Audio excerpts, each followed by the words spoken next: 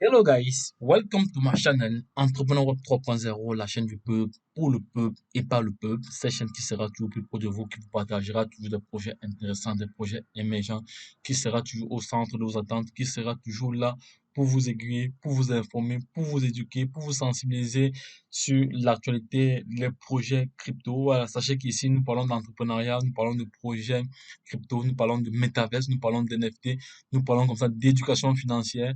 Voilà, donc sachez que c'est le savoir et l'éducation financière qui te feront grandir. Entre-temps aussi, nous avons un programme de formation tarif sur mesure en fonction de vos besoins.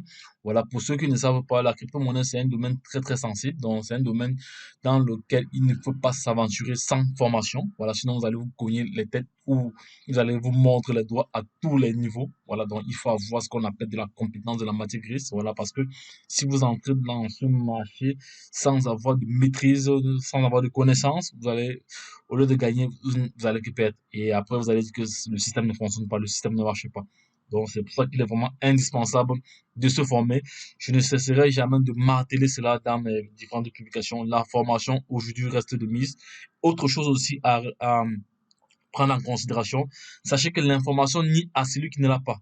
L'information nie à celui qui ne l'a pas. Donc ça, c'est une phrase que vous devrez intégrer. Voilà. Donc bref, pour ceux qui ont un mindset vraiment dédié à cela. Donc, et au quotidien, vous devez aussi savoir que nous faisons ce qu'on appelle le décryptage, l'analyse fondamentale et technique des projets. Voilà, des projets crypto, c'est de ça qu'il s'agit. Si l'une de ces thématiques-là t'intéresse, n'oublie pas de t'abonner maintenant, car tu auras toujours de la valeur, tu auras toujours de la valeur ajoutée. Voilà, tu auras toujours de la valeur ajoutée sur cette chaîne. Voilà, donc, et entre-temps, nous avons aussi un système de... Attendez un instant, je me suis trompé, est-ce quelque chose ou pas? Voilà, désolé, j'ai eu un souci technique. Voilà, pour ceux qui ne savent pas encore abonner, c'est le moment de vous abonner et cliquer sur la cloche pour ne rien louper. Alors, car sur cette chaîne, vous allez toujours avoir de la valeur ajoutée. Donc, c'est de ça qu'il s'agit. Voilà. Et dans le cadre de cette vidéo, nous allons faire une analyse du Limo Coin Swap. Voilà, de l'IEPIMAL. Voilà, parce que plusieurs personnes m'ont posé la question, leader, est-ce que tu peux nous faire une analyse fondamentale et technique de ce projet? Mais aujourd'hui, je vais juste faire une analyse technique. Bon, je vais un peu entrer dans le fondamental, mais voilà, oui, je suis pas entré dans le fondamental si vous voulez. Voilà, donc disons, je fais l'analyse technique et fondamentale les deux une fois, comme ça c'est fait. Voilà, donc je vais me connecter. Voilà, donc voici donc la pièce en question ici, le Limo Coin Swap. Donc c'est une crypto-monnaie qui a été créée tout récemment. Voilà, on va voir les différents détails tout de suite là. Voilà, nous allons d'abord faire une analyse fondamentale du projet. Donc voici le site d'abord de l'IEPIMAL ici. Il faut savoir que c'est une plateforme qui fait dans du trading, voilà, associée au MLM, voilà, donc, et elle existe depuis plusieurs années déjà. Et actuellement, la plateforme est en balotage parce que elle n'a su plus ses engagements, elle ne paye plus depuis. Mais c'est pas l'objet de cette vidéo. L'objet de cette vidéo est juste d'analyser, de faire une analyse technique et fondamentale de cette crypto-monnaie. Donc, non, c'est même pas une crypto-monnaie parce que c'est un security, ça doit être sûrement un security, un token security, voilà, ou je ne pense pas que ce soit un token utility. Donc, de toute façon, nous allons voir cela. Si je me suis trompé quelque part, les gars, rattrapez-moi. Voilà. Donc, voici quoi ma récap. Voilà. La plateforme est bien listée, le token est bien listé sur la plateforme de cotation. Voilà. Nous allons étudier. Voilà. Donc, nous allons étudier le projet sur combien de mois. Disons, on va aller sur, attendez, ici, nous sommes où? Ici, voilà, voici le marché. Voilà, disons, nous allons aller au niveau du prix. Au niveau du prix, nous allons rester depuis la création. Donc, depuis la création, le prix le plus élevé ici était de 7 dollars. On va voir, le curseur il est où? Attendez, il n'est pas monté. Je vais monter le curseur. Il était de 7. Attendez, ici c'est quel? Non, c'était 6 dollars. Non, attendez, il n'est pas bien monté. Il faut qu'il monte bien comme ça. Il faut qu'il monte bien. Bon, comme ça, on va voir sur l'ensemble. Voilà. Donc, le prix le plus élevé ici était de 7,59 dollars depuis la création. Voilà, on va voir la date à laquelle le prix était le plus élevé. Attendez un instant, ma souris dérange un peu. On va faire la souris de clavier un peu pour voir. Voilà.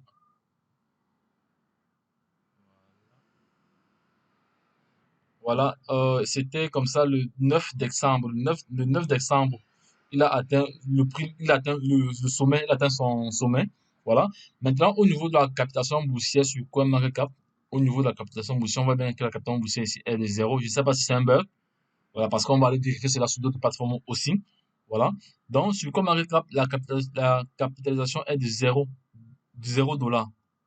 0 $, 0 $, il n'y a pas de captation, c'est quand même curieux. Voilà. Mais bon, on va vérifier cela sur une autre plateforme déjà. Au niveau du trading, alors, au niveau du trading, là, il n'y a pas d'information sur CoinMarketCap. Bon, peut-être c'est un bug. Au niveau de l'historique, alors, au niveau de l'historique, on voit très bien que le prix le plus élevé ici, le prix le plus élevé ici était le 7 du 12, elle a atteint 8,81 $. Avec un volume journalier de 460 945 $. Voilà, un volume journalier. Bon. Et actuellement, elle est au plus bas. Elle est au plus bas parce qu'elle est à moins de zéro. Elle a moins de zéro actuellement. Elle a 0,0038. Ça, c'est le prix actuel. Voilà. Bon, on va donc continuer. Maintenant, les différents marchés sur lesquels on peut l'avoir, on sait très bien qu'il y a sur L-Bank, il y a environ plus de 60, le volume représente environ 71%. Sur PancakeSwap, il y a une liquidité qui a été bloquée, environ 4,2% sur PancakeSwap. Sur xt.com, il y a environ 7,5% qui ont été bloqués. Voilà, la token, c'est la nouvelle plateforme sur laquelle elle a été listée. Voilà la paire de trading ici. Voilà, l'appel de trading. Sur la token, l'appel de trading ici, c'est en USDT. Voilà, on va entrer là-bas directement. Bon, comme je n'ai pas voilà, je ne dois pas light token. Bon, ça va. Donc, on va pas entrer là. Ça va nous prendre beaucoup de temps. Voilà. Bon, ici, au niveau des données historiques, voilà les données historiques. On voit très, très bien que aujourd'hui, nous sommes le 18 février. La dernière transaction ici, il y a eu, donc hier, de 17, il y a eu un volume de 318 530 $. Voilà. 318, ça c'est le volume hier. Voilà, le volume hier. Le 17. Voilà. Et le prix le plus haut hier était de 0,425. Le prix le plus haut. Ça veut dire qu'entre temps, ça a un peu chuté. Voilà. Maintenant, on voit au niveau des portefeuilles. Au niveau des portefeuilles, voilà les deux différents portefeuilles. Voilà. Il y a le portefeuille MetaMask qu'on peut utiliser. Il y a le portefeuille Binance Smart Chain. Voilà. Différents portefeuilles. Maintenant, au niveau des nouvelles, voilà. Ici, là, au niveau des nouvelles, on a quoi comme nouvelles? Ici, là, bon, ce sont pas des nouvelles qui concernent directement le token. Maintenant, au niveau du social, ici, là, on a quoi comme information au niveau du social, le Limo Coin ici. Bon, ça, c'est un TikTok, voilà. Limo et la jeunesse, voilà, ici. TikTok, voilà. Donc, ça, c'est lié à leur, cette plateforme, c'est lié directement au tuteur. Voilà. Maintenant, au niveau des notes, alors, on va voir au niveau des notes. Au niveau des notes ici, le score fondamental des actifs de la crypto-monnaie, voilà, on va voir au niveau de s'il y a d'informations. Le score fondamental des crypto-actifs, bon, il n'y a pas encore d'informations là. On va au niveau de l'analyse ici, là. Au niveau de l'analyse ici, il y a quoi comme information? Malheureusement, les données nécessaires pour ce pourcentage d'indicateurs ne sont pas disponibles pour le moment. Voilà. Il n'y a pas toutes les informations là. Bon, là, on passe dessus.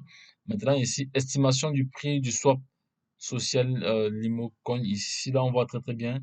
En termes de vote, le 28 2, on décide de poser votre devis. Voilà, bon, il faut soumettre une estimation. Bon, ça ne c'est pas très utile pour nous. Bon, maintenant, nous allons aller maintenant au niveau des deux protocoles. Parce qu'il faut savoir que le token est adossé sur deux blockchains, sur la Binance Smart Chain et l'Ethereum. Voilà, donc on va aller d'abord sur l'Ethereum.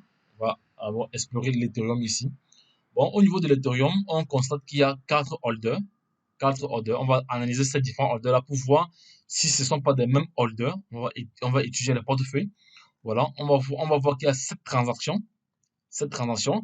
Et la liquidité ici, c'est 2 milliards de pièces. Il y a 2 milliards de pièces sur la blockchain Ethereum. Sur la blockchain Ethereum, il y a 2 milliards de pièces. Voilà. Tout à l'heure, nous allons voir le nombre de pièces qui se trouvent sur, euh, qui se trouvent sur, qui se trouvent sur truc, sur Binance Smart Chain. Maintenant, nous allons maintenant étudier. Voilà, ça fait environ 128 jours et 8 heures que le premier transfert a été opéré. Le premier transfert a été opéré, donc c'était le jour qu'on chargeait la liquidité. Voici l'adresse, ça c'est l'adresse nulle. L'adresse nulle, voilà, ça c'est l'adresse qui a chargé les 2000 que vous voyez ici, les 2000 pièces que vous voyez là. Maintenant, par la suite, on continue maintenant.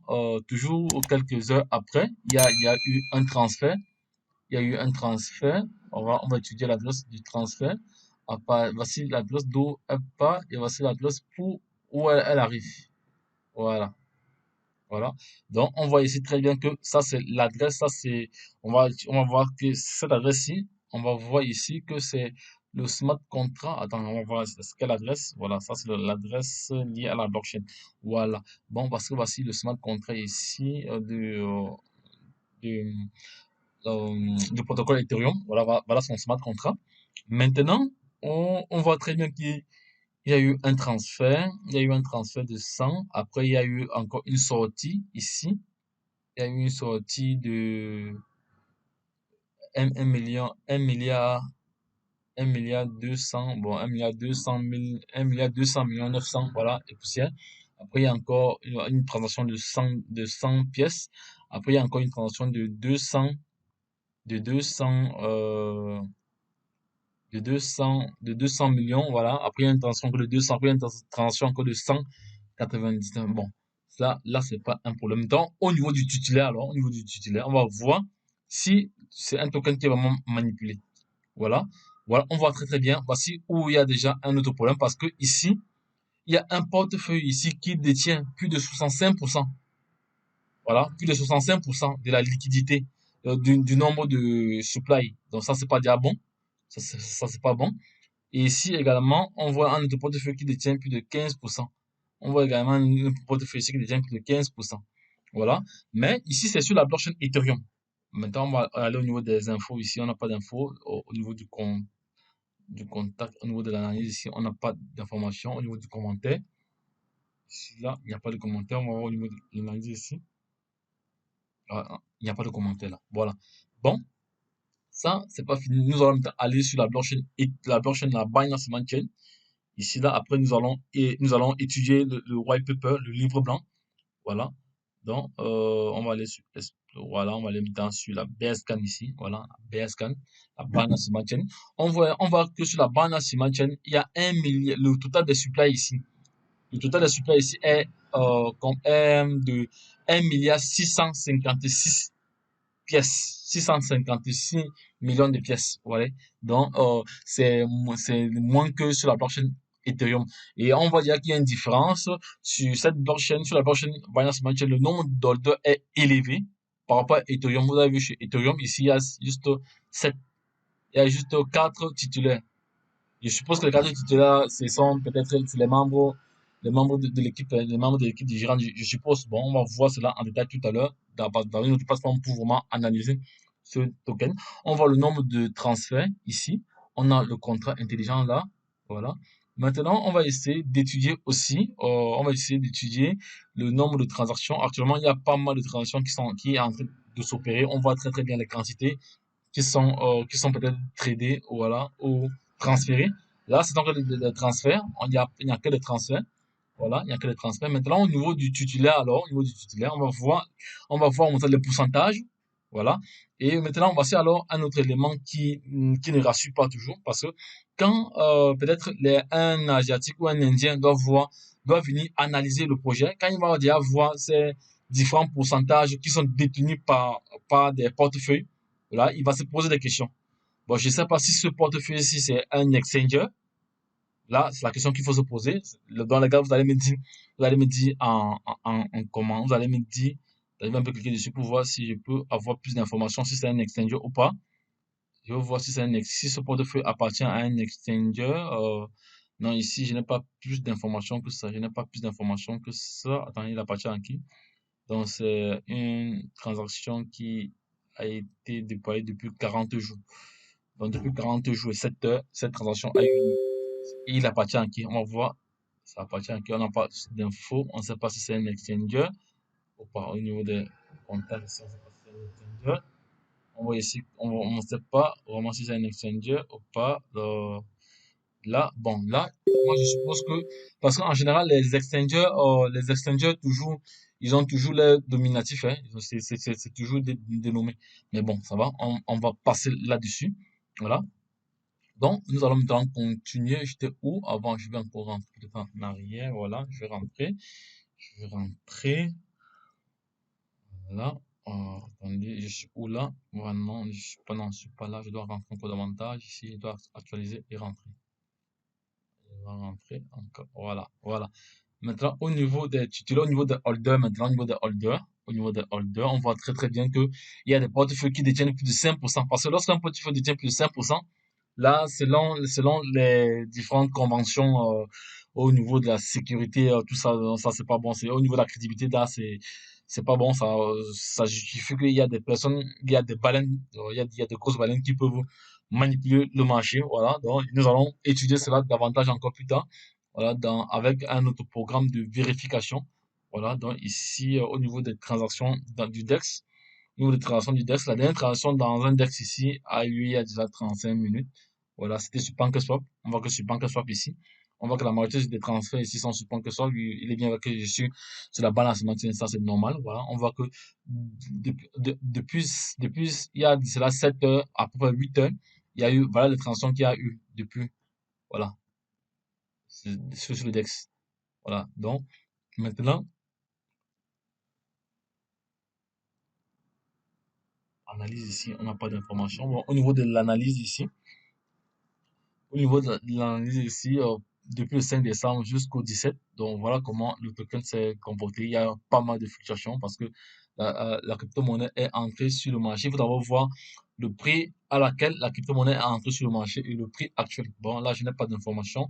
Il va falloir que j'essaie de vérifier le prix avec le prix d'entrée sur le marché. Attends, je vais essayer de voir cela ici, mais bon. De toute façon, on va passer là-dessus. Ça va nous perdre encore beaucoup de temps et pourtant, on n'a pas assez de temps. Donc, au niveau des commentaires, on voit au niveau des commentaires. Au niveau des commentaires, il n'y a pas.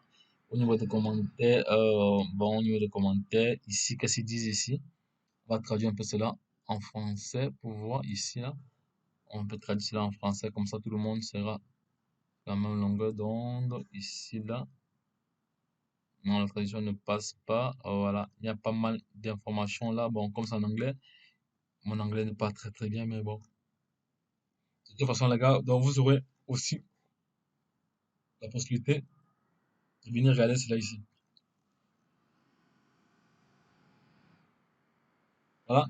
Là, nous sommes toujours sur la banane semantienne, hein. Nous sommes sur la banane semantienne, donc nous avons étudié le nombre de transferts. Il y a pas mal de transferts qui s'opèrent. Les transferts ici, c'est par minute.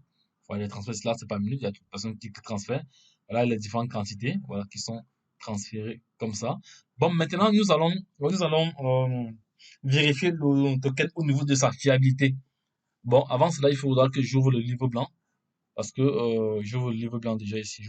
Parce que voici le white paper, le livre blanc, le livre blanc du projet. Ici, donc, voilà, ici, ici c'est la clause de non-responsabilité. Voilà, on voit très très bien les deux adresses, Ethereum et voilà, on voit ici le total des supply, donc c'est-à-dire la quantité qui est adossée sur la BSC et la quantité qui est adossée sur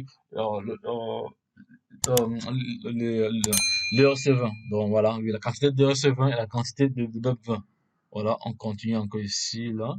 C'est le contexte dans lequel, bon, c'est en anglais. Bon, ici, là, voilà, ça c'est la tokenomie. Ici, voilà, on a la tokenomie. Voici la tokenomie du projet ici. Qu'est-ce qu'ils disent ici?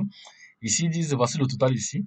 Ils disent comme ça que 5% sont dédiés. On va dédier cela ensemble au niveau de la roadmap. On va voir s'ils respectent même si la roadmap a été respectée jusqu'à présent. Voilà, bon. Ici, là, attends, on va un peu essayer de voir. On sait pas à quoi, on sait pas ce que ça représente ici. Non, on sait ce que ça représente. Donc, ici, il y a 5% qui sont dédiés aux développeurs. Il y a 5% qui sont dédiés aux développeurs. Ici, 5% est dédié à la team. Ici, maintenant, il y a 10% qui est dédié au staking. Maintenant, il y a il y a ici, ici 30% pour la liquidité, pour la circulation. On va ici supply, supply. Donc pour les pièces en circulation. Voilà. Et ici, il y a une grande partie, il y a 50% qui est dédié aux œuvres de charité et alimentaire, au programme alimentaire. Donc, ici, quand il regarde ici, ça me renvoie déjà à un utility token. Donc, un token d'utilité. Voilà. Bon, parce que d'autres personnes, certaines personnes nous disent que c'est un token, que c'est un security token. Voilà, un security token. Voilà, c'est ce que certaines personnes disent. Mais bon, c'est le livre blanc ici. Il faut savoir que le livre blanc, voilà les différents packs pour ce qui est du staking. Voilà, voilà, c'est différent pour ce qui est du staking. Voilà, on va pas, c'est pas l'objet de cette vidéo. Voilà, donc ça c'était juste le livre blanc. Voilà, voilà pas mal d'actions qui la plateforme mène. Voilà, donc il y a pas mal d'informations ici. Là, donc vous aurez vous-même l'occasion de venir visiter. Voilà, donc ce que je veux faire, je vais maintenant aller, je vais maintenant aller analyser, je vais maintenant aller analyser le token en lui-même sur une plateforme de vérification. Voilà. Voilà, je suis sur cette plateforme de vérification. Bon, au niveau de l'audit le point ici est de 5 sur 100. Il y a de cela 4 semaines, on était à 15 sur 100. On était à 15 sur 100. Donc, il faut savoir que le token a été déployé le 6 décembre. Le 6 décembre, donc ça fait environ 73 jours à déployer le 6 décembre. Voilà. Et on va aller un peu sur Pocoin. On va voir ce que Pocoin donne comme information. On va vérifier une fois la liquidité. La liquidité sur Pocoin. On va voir la liquidité qu'ils ont sur Pocoin. On va voir la quantité qu'ils ont bloqué sur PancakeSwap également. Ici, là. Bon, on est sur Pocoin. On voit ici que sur PancakeSwap, ils ont bloqué certaines quantités. Sur PancakeSwap, ils ont bloqué certaines quantités. Voilà les quantités qu'ils ont bloquées sur PancakeSwap. Et on voit ici que actuellement le market cap ici est de 61 000, 61 000 dollars. 61 000 dollars, 300, ça c'est la valeur du market cap ici. Voilà, la valeur du market cap là. Maintenant, qu'est-ce qu'il faut encore regarder ici là? Au niveau des indicateurs, on voit très très bien les fluctuations, on voit très très bien les différentes fluctuations, voilà, donc, parce que le niveau le plus bas ici était de 0,035. Voilà, actuellement, elle a pour 0,037. Voilà, voilà, voilà, du jeton. Ici, là, ce sont des transactions. Voilà, ça, c'est les différents portefeuilles. Ça, c'est les portefeuilles.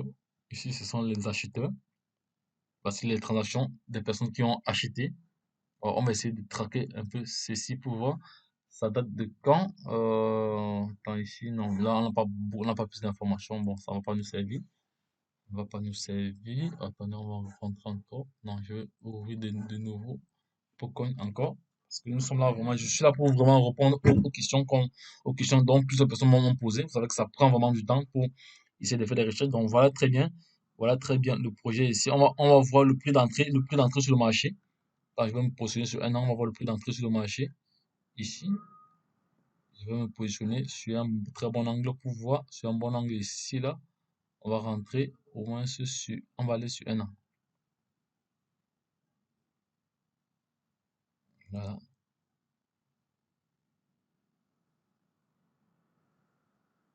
On va aller sur.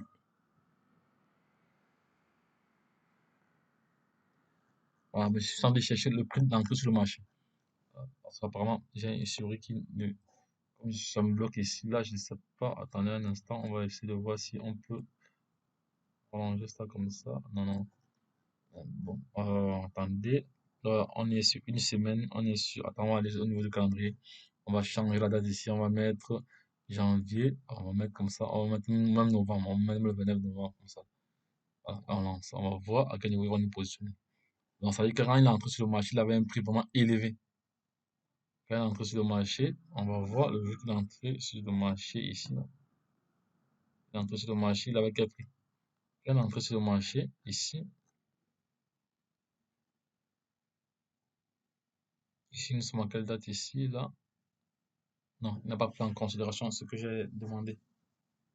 Il n'a pas pris en considération ce que j'ai demandé. Parce que j'ai mis la date là, non? J'ai mis la date là, le 21 novembre. Il doit se mettre aussi là. Pourquoi? Ok, c'est bon. Ok, go. Même 11 heures, voilà, c'est bon.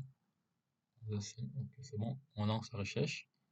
Normalement, il devait nous positionner à peu près à la date. Mais bon, là, ça ne nous propose pas à la date. Bon, ça va. Donc, moi, c'est ce que je voulais faire. Je voulais regarder le prix d'entrée sur le marché. Le prix d'entrée sur le marché. Bon, bon, bon. Là, ça va me prendre beaucoup de temps. Et pourtant, cette vidéo ne doit pas être très, très longue. Voilà. Maintenant, qu'est-ce que je veux faire? Je vais donc jeter alors sur le site de vérification. On voit très, très bien ici. On voit très, très bien ici. Au niveau de l'analyse des swaps, parce qu'on on va pas vraiment, bon, je vais lire le sommet. Hein. La note de l'audit ici est de 5 sur 100. Est une mesure de la mesure dans laquelle le contrat et les caractéristiques du jeton répondent aux critères de sécurité. Les résultats peuvent être, les résultats peuvent, les résultats peuvent ne pas être applicables si le jeton est en prévente. Là, le jeton n'est plus en prévente. Bon, ici, on dit les scanners automatisés comme celui-ci sont limités et pas toujours parfaits. Voilà, eux ils précisent bien que leur scan n'est pas toujours parfait, mais bon, voilà, donc voilà, ils se demandent déjà, donc ça va, on comprend. Donc, un jeton avec un score peu élevé peut contenir un code malveillant caché. Voilà, c'est pour ça que souvent c'est pour ça que souvent certains malveillants, certains bandits, certains hackers créent des tokens et à l'intérieur ils insèrent des codes malveillants que lorsque vous cliquez sur l'adresse de smart contract étant sur votre DEX, et après, maintenant, vous vous levez, vous voyez que vous n'avez plus de crypto-monnaie, que ce contrat a vidé tout votre wallet. Voilà.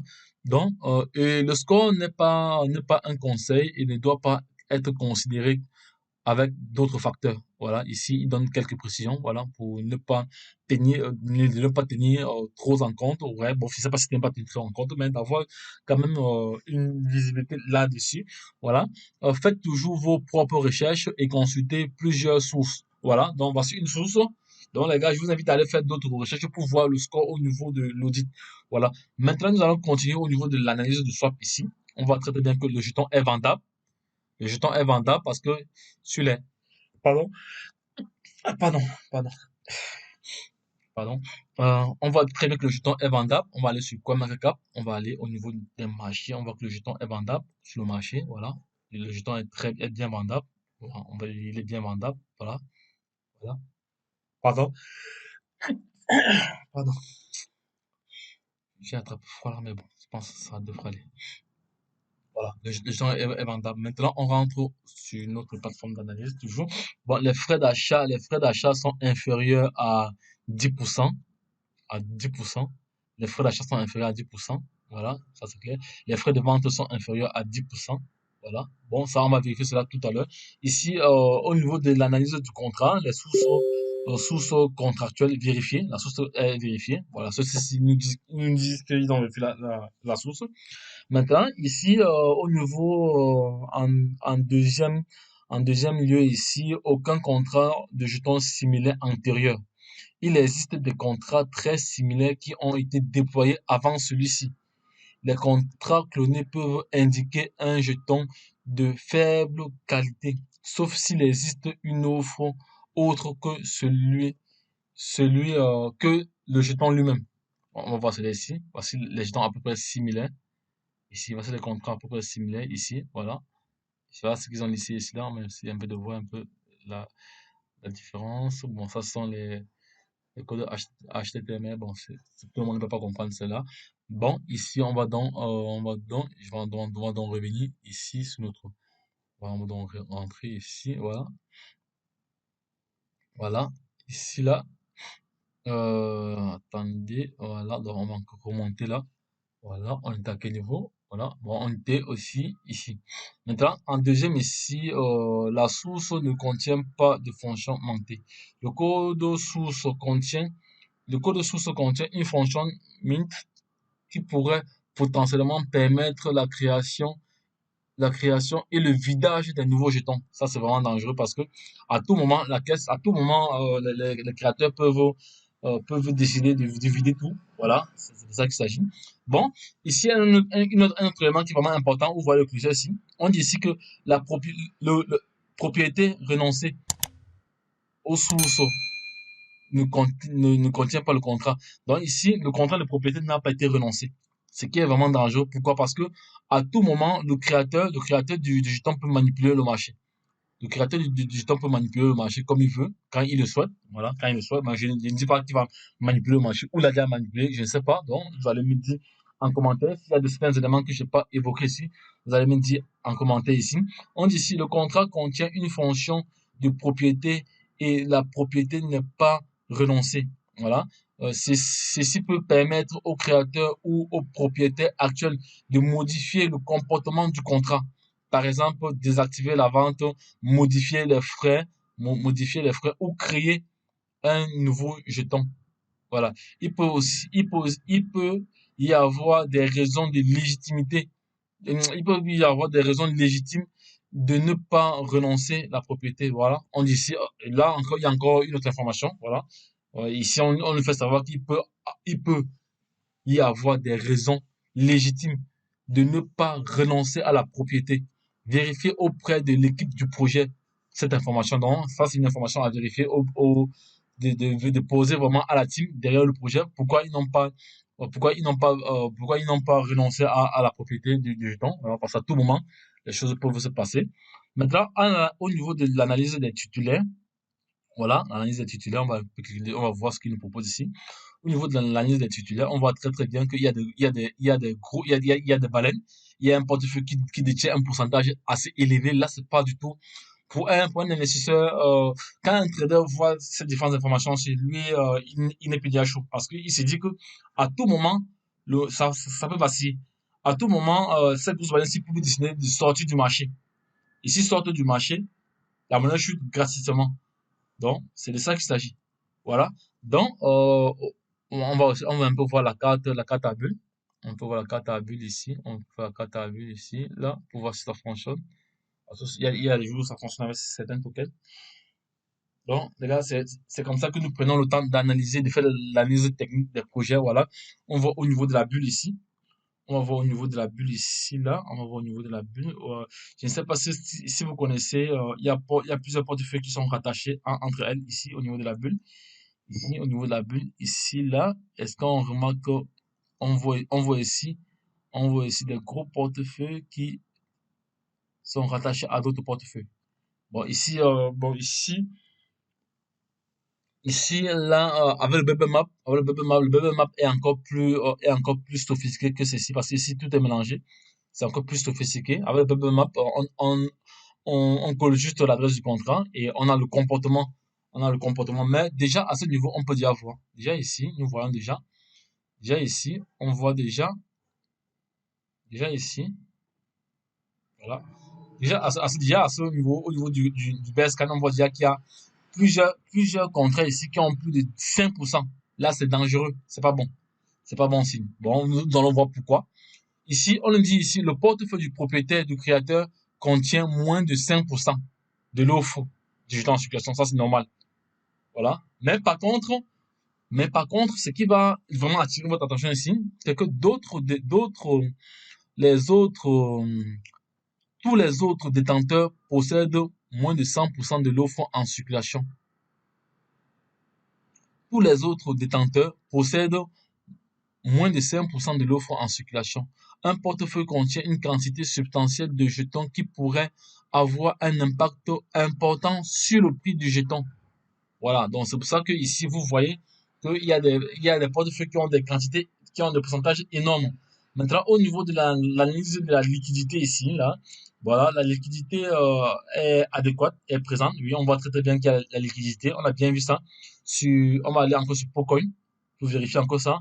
On voit très bien ici qu'on a 29, on a 29, on a 29 BNB. On a 29, voilà, 29 BNB ici. Là, on va voir cela sur Pocoin ici. Sur Pocoin, on voit très bien que ça change. Non, on voit très bien ici. Voilà le 29, 29, 29, 53 BNB, soit environ 11 000 dollars de liquidité qu'il y a. Et supposons que la plupart des investisseurs qui sont sur Pocoin, s'ils veulent sortir les jetons, est-ce que les 21 000 ici doivent pouvoir satisfaire? Est-ce que les 21 000 dollars ici, il y a environ plus de 3 000 souscripteurs, plus de 3 millions, ou c'est 3 millions de souscripteurs dans l'IEPIMA. Est-ce que les 11 dollars ici peuvent, est-ce que si tout le monde décide de vendre, est-ce ils seront tous payés? Ça, c'est la question posée. Donc, les gars, répondez vous-même à cette question. Maintenant, on va continuer ici parce que vous m'avez demandé de faire un travail. Je suis en train de faire ce travail. Je ne sais pas, nous sommes à combien? Nous sommes à 35 minutes. Ok, ça va vite, hein? Nous sommes à 35 minutes déjà. Ok, je vais faire environ 50 minutes ici. Voilà, on voit très bien que tout est normal, tout est ok. Voilà. Donc, sur PancakeSwap V2, donc tout est normal, c'est bon là. Mais il y a aussi une autre information ici qui est vraiment pertinente. On dit ici, au moins 85% de la liquidité brûlée ou bloquée doit être inférieure à 0,1. Tel n'est pas le cas. Voilà. Pas assez de liquidités sont bloquées, brûlées. Donc, ce qui pourrait permettre de retirer une quantité importante au niveau du running ball. Voilà. Remarque, ce test, ce test ne vérifie pas le casier bien connu et ne représente pas avec précision la quantité verrouillée. Voilà. Donc, du contrat. Bon, le portefeuille du propriétaire, du créateur contient moins de 5%. Voilà. Mais, lorsqu'on vient ici sur la BSCAN, on constate qu'il y a des baleines. Il y a des baleines ici. Je sais pas, il y a des baleines. Alors, on va voir cela au niveau des titulaires. Voilà. Lorsqu'on vient au niveau des titulaires, on voit très très bien qu'il y a un portefeuille qui détient environ plus de 28%. Ça, c'est une grosse baleine. Ici, on voit un autre portefeuille qui détient environ plus de, voilà, environ 9%, à peu près 10%. Regardez pas mal. Donc, ça veut dire que toutes ces personnes, ils peuvent décider, ils peuvent jouer avec le marché. Lorsque vous êtes dans un projet où il y a des portefeuilles qui détiennent, si ce n'est pas un exchange, si ici c'était plutôt, j'essaie de vérifier cela, si c'était plutôt peut-être L-Bank ici, si c'était plutôt L-Bank, on pouvait dire oui, mais si c'est un portefeuille privé, voilà, soit c'est un portefeuille qui appartient à un membre de la team, de l'équipe ou de l'équipe des développeurs, soit au CEO. Bon, je sais pas. Les gars, dites-moi en commentaire si je n'ai pas fourni des informations, si j'ai fourni des informations erronées, corrigez-moi, voilà, parce que moi-même, j'ai pas la chance infuse, voilà. Donc, nous venons comme ça d'analyser le projet Limo CoinSwap. Donc, c'est un token, c'est un token, malheureusement, qui n'est pas suivi par sa communauté parce que les piments aujourd'hui, avec la communauté qu'elle a, ce token-ci ne devrait pas perdre de la valeur. Pourquoi? Parce que euh, la version 2.0 n'est pas compatible au profil des différents souscripteurs.